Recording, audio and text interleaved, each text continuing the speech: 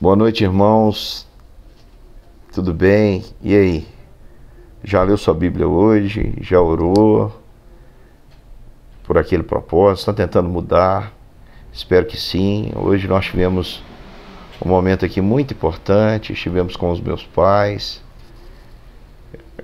cantamos, lemos a Bíblia, pedimos que eles orassem por nós, para nos abençoar.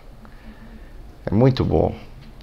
Pode ter certeza que esse vai ser um tempo muito precioso de Deus para a sua família. Seus filhos vão lembrar com muito carinho desse tempo que vocês passaram, investiram aí na presença do Senhor. E pode ter certeza que daqui a um tempo também iremos colher os frutos do ensinamento que temos recebido hoje. Tem um desafio muito grande nesse dia 17, explicar para os irmãos o capítulo 17 de Gênesis. Eu vou tentar. Muita coisa importante em um só capítulo, mas eu vou tentar explicar para os irmãos da maneira mais breve possível. A gente já tem aprendido que o nosso Deus é um Deus de pacto. Isso significa que Ele é um Deus de compromisso, de aliança.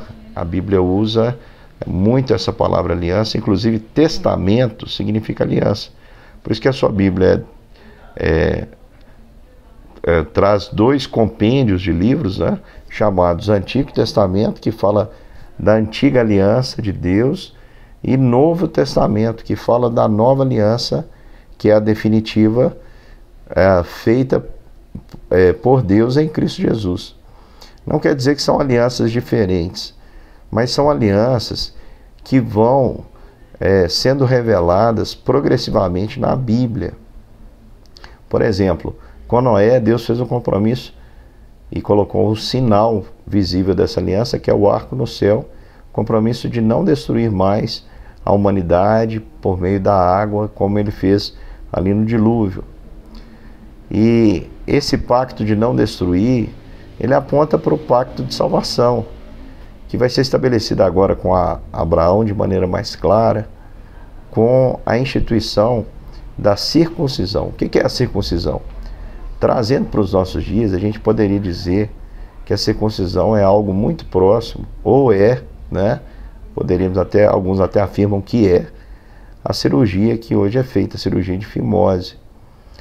E por que isso foi estabelecido como um sinal, um símbolo de Deus para o seu povo? Vamos pensar em algumas coisas que tem nesse símbolo. Esse símbolo é cheio de significado. Nele tinha dor, portanto apontava para um sofrimento. Nele havia derramamento de sangue, portanto apontava para a morte. Lembremos que Deus disse lá no início que a alma que pecasse, essa iria morrer. Ele disse claramente para Adão que se Adão e Eva pecassem, eles iriam morrer. Esse símbolo também acontecia no órgão genital masculino, para mostrar que a fonte está contaminada, que maldita é a terra por causa do pecado do homem. E todo homem que descende de Adão precisa de um redentor, precisa de um sacrifício que o substitua, tendo em vista que a fonte, o órgão genital ali, né, a fonte da vida, está contaminada. Todo homem pecou e carece da misericórdia e da graça de Deus. E Deus estabeleceu esse símbolo com Abrão para que desse início agora, através desse símbolo, à sua nação escolhida. Deus inicia a sua nação, seu povo, através de um homem chamado Abrão, que é considerado o pai da fé. Saiu velhinho, com Sara, e nesse capítulo nós já vimos Abrão com 99 anos. Lembrando que quando Abrão foi chamado por Deus, ele tinha cerca de 75 anos. E agora com 99, irmãos, se com 75 a Bíblia diz que Abrão já tinha pendurado a chuteira, né? Lá no livro de Hebreus diz que ele era amortecido pelo tempo. Imagina agora, queridos, com 99 anos, que vigor ele teria para ser pai. Mas Abrão ele estava contente em Deus, afinal de contas, ele tinha tido um filho chamado Ismael, e quando Deus falou para ele, ele disse: olha, Deus, que viva Ismael.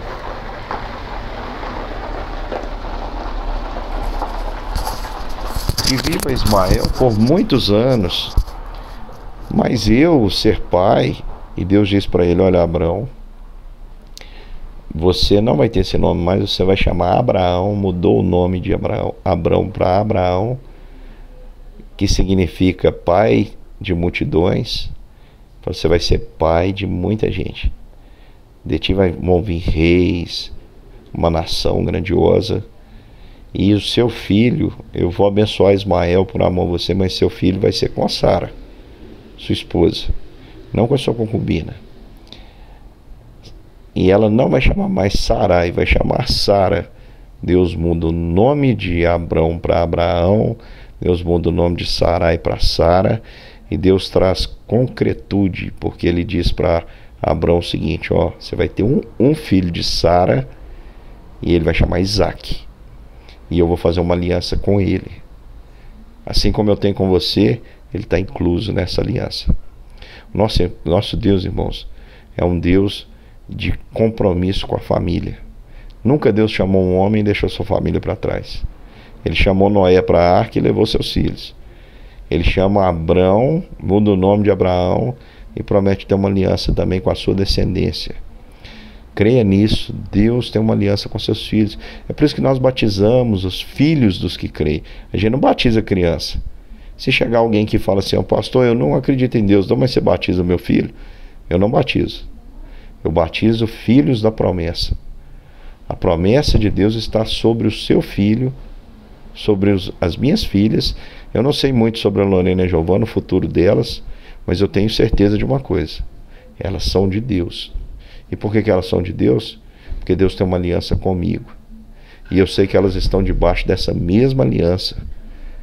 Aí você pensa assim: mas pastor, a circuncisão não era só para o sexo masculino? Sim. Numa sociedade patriarcal, o homem, ele representava toda a família. Então, quando uma criança do sexo masculino era circuncidada, passava por aquele ritual de dor, de derramamento de sangue, aquilo incluía uma aliança com toda a família que aquela criança no futuro teria. E era feito pela fé dos pais. Os pais estavam levando o filho ali ao sacerdote, dizendo o seguinte: a gente não sabe nada desse menino, mas a gente sabe de uma coisa: desde pequenininho nós queremos que ele seja do Senhor, que ele pertença ao povo de Deus, que ele seja todos os dias da sua vida do Senhor. Quando a criança chegava numa determinada idade, ela ia na presença do sacerdote e confirmava, dizendo assim: a fé que habitou o coração dos meus pais é a minha fé. Eles professavam a sua fé publicamente diante dos homens.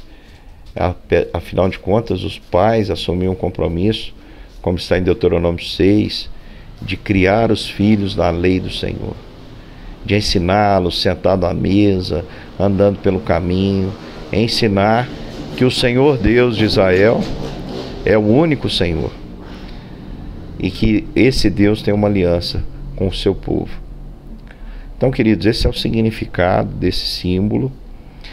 E no Novo Testamento a gente sabe que Cristo é a verdadeira circuncisão. A Bíblia diz que no Novo Testamento que a verdadeira circuncisão ela não aconteceu pelas mãos do sacerdote humano, mas ela veio da parte de Deus. Ela aconteceu na cruz através de Jesus Cristo, que é a nossa verdadeira circuncisão. Na cruz teve dor, na cruz teve derramamento de sangue, teve o pagamento definitivo pelo pecado, que é a morte, e na cruz o Cordeiro de Deus tirou o pecado do mundo, purificando assim o homem. Por meio de Adão entrou o pecado no mundo, toda a fonte foi contaminada, todos os descendentes de Adão são pecadores. Mas agora todo que está em Cristo é nova criatura, tem novo nome como Abraão, tem novo nome como Sarai, anda por fé. Isaac não nasceu mas nós sabemos que Deus já tem um compromisso com ele. Nós ainda não sabemos do dia de amanhã, mas nós sabemos, pelo cumprimento da promessa de Deus em Cristo Jesus, que ele tem uma aliança conosco, e essa aliança não pode ser quebrada, porque como a gente tem aprendido no pacto que Deus faz com o seu povo, ele é que é a parte fiel, ele cumpre. Nós somos infiéis, mas ele é suficientemente fiel para ambos os lados. Ele é fiel para ele e ele é fiel a nós por amor a ele. Não vou me alongar muito mais. Eu poderia falar muito sobre esse texto, mas isso é suficiente.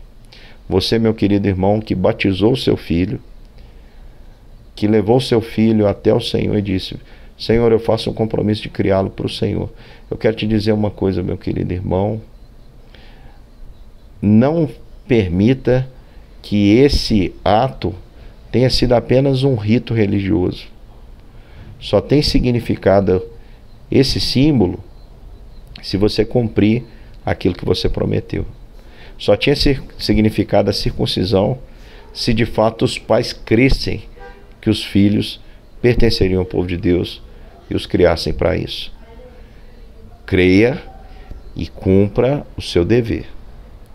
Cumpra o seu dever como pai, assumido diante de Deus e diante do povo de Deus, de educar o seu filho, de ensinar o seu filho, de inculcar nele a lei do Senhor em todo o tempo. E pode ter certeza, quando ele for velho, ele não vai se desviar desse caminho. Que Deus te abençoe, meu irmão. Uma boa noite e até amanhã. Um abraço, fiquem com Deus.